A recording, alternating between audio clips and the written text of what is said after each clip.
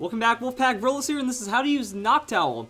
And we're going to try, because we can look at those stats and see that it's going to be a fairly difficult Pokemon to use if it does have many ways of being used at all. But we're going to try to see if we can do the best out of it. Now, when we break down its stats, we don't have much to work with. That the attack is pretty much going to be useless, the special attack fairly useless as well, and we're really only going to be working with 100 hit points and 96 special defense.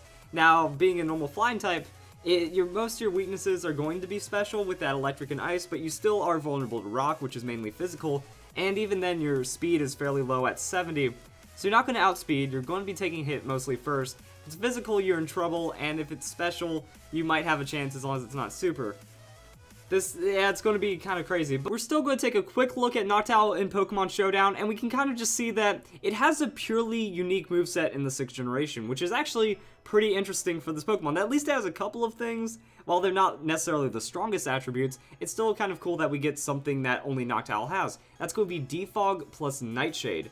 Now, true, Murkrow and Honchkrow have access to this, except not in competitive 6th generation. That pretty much for most competitive formats and any official format, you're going to have to use Pokemon that are caught, bred, or whatever in the 6th generation, and since Defog was only a TM in the 4th generation, only Pokemon that learn it through level up and breeding have legal competitive access to Defog.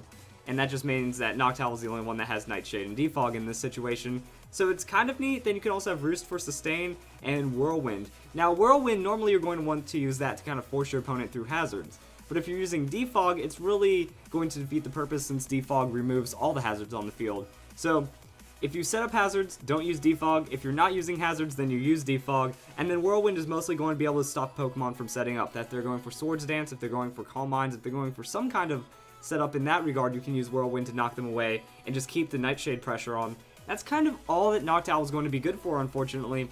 But it is a unique moveset, so Noctowl has an edge on something here. We kind of look at the breakdown of the stats. You can make it just a pure special defense tank that you just kind of want to hit opponents for the Nightshade and Roost, and as long as you're not getting 2-hit KO'd, you can make something work out of it, is kind of the plan here, and that's kind of all there is to it. As for Noctowl's abilities, it does have some cool abilities. You know, Keen Eye, we talked about it with Furret. Accuracy can't be lowered and ignores their evasion, so if they're using anything for setup or evasion, you can kind of get through that, which is really nice. Tinted Lens would be good if Noctowl was offensive, and Insomnia, we can actually use Insomnia in this little double battle gimmick I came up with, that you can use Noctowl as a pocket Pokemon in doubles, so if you're doing like 4v4 VGC style, you can have Noctowl as a 5th or 6th slot to really just purely counter out any kind of Dark Void strategy or any kind of sleep strategy, because with Insomnia, if your opponent uses Dark Void, well, it's not going to sleep anyway, and then it can throw out an Uproar. Uproar is going to wake up all Pokemon on the field that are asleep, and since it does get stabbed, it's at least somewhat useful.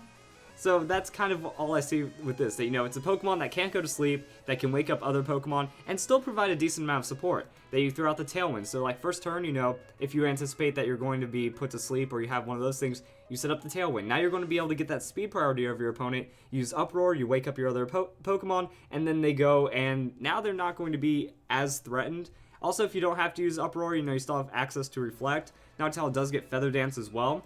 So Reflect is going to make it to where physical damage is half, and then Feather Dance is going to have your opponent's physical damage. So you can really just take down a physical Pokemon with this Noctowl, which means that you kind of want to have kind of a mixed setup, that you can invest full into special defense again, but if you do want to mix it up, I was thinking you can invest a little into defense. That way, if they're throwing out some kind of physical hit, you have a chance of surviving with that full hit point investment. Then you set up your Reflect, and now you're still having speed, you're still looking decent on survival, and you can kind of play it up from there. Also, you know, you can have Reflect or Feather Dance. Reflect is going to make it to where the Pokemon that stay on your side of the field are going to be set up. Feather Dance means that if your opponent scores a KO, they're going to still be weakened as you bring in a new Pokemon. So it's just kind of which one you want to do. I think Reflect is more reliable. Just always worth mentioning the Feather Dance. But then for the other one, you know, you'd want to put down Roost.